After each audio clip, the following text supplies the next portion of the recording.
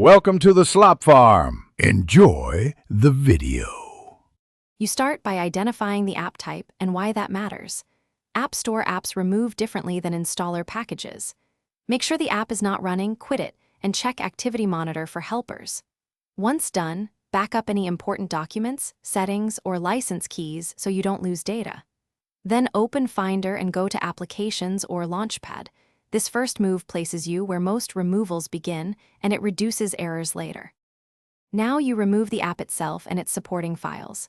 If it's a simple app, drag it to Trash and empty Trash. For App Store apps, use Launchpad deletion.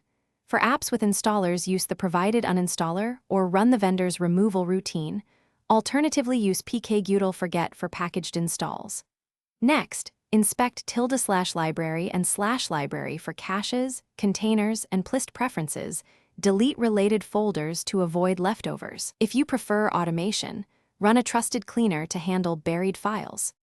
Finish by emptying trash and restarting your Mac to clear locked files and refresh system indexes. Once rebooted, confirm the app no longer appears in Spotlight, login items, or system settings. If files resisted deletion, use sudo in terminal to remove them or boot to recovery to repair disk permissions. Be careful with elevated commands. If problems persist, reinstalling the app, then running its uninstaller often fixes broken removals. And contact vendor support as a final step. Thanks for watching. Consider subscribing if we helped you today.